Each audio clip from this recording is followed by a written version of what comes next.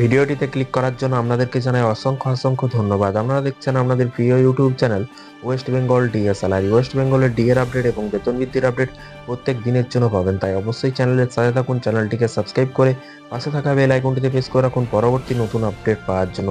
আগামী মাস থেকেই কিন্তু কিস্তিতে বেতন, কেন এই পদক্ষেপ নিল নবান্ন, চলুন বিস্তারিত আজকের এই ভিডিওটিতে জেনে নেওয়া যাক। আগামী মাস থেকেই কিন্তু কিস্তিতে বেতন মিলবে, কেন এই পদক্ষেপ নিল, কাদের জন্য বলা হয়েছে, বিস্তারিত জানতে ভিডিওটি সম্পূর্ণ দেখুন। এখানে বলা হয়েছে নবান্নের আগামী মাস থেকে কিন্তু রাজ্য সরকারি কর্মচারীদের বেতনের সাথে কিন্তু কিস্তিতে মহার্ঘ ভাতা বকেয়া দিয়ে দেওয়ার সিদ্ধান্ত নিয়েছে। তবে হঠাৎ কেন এমন সিদ্ধান্ত নেওয়া হলো তা নিয়ে কিন্তু নানা প্রশ্ন উঠছে। এই ঘোষণায় সরকারি কর্মচারীদের মধ্যে মিশ্র প্রতিক্রিয়া দেখা দিয়েছে। রাজ্য সরকারের কেন্দ্রীয় হারে মহার্ঘ ভাতা বা ডিএ দিতে সম্মত হয়েছে। এরই পাশাপাশি সরকারি কর্মচারীদের দীর্ঘ আন্দোলনের পর অবশেষে তাদের দাবি পূরণ হয়েছে। নতুন সিদ্ধান্ত অনুযায়ী কিন্তু রাজ্যের ডিএর হার কিন্তু 50% থেকে বেড়ে কিন্তু 53% হয়েছে।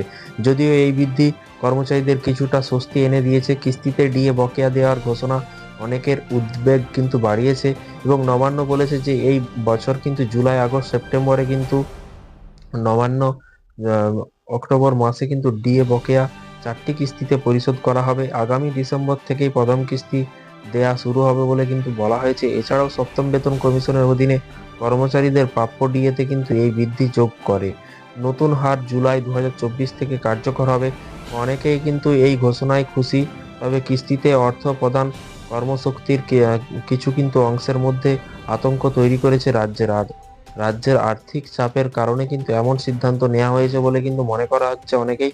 এখন দেখার বিষয় যে শ্রমিকের দীর্ঘমেয়াদী স্বার্থ রক্ষার নবান্ন কিন্তু এই পদক্ষেপ কতটা ফলস্বরূপ হয় সেটাই কিন্তু দেখার পালা। তো দেখা যাক কবে নবান্ন ডিএ বৃদ্ধি করে বা ডিএ দেয় রাজ্য সরকারি কর্মচারীদের। আপনাদের মতামত নিচে কমেন্ট বক্সে কমেন্ট করে জানাবেন।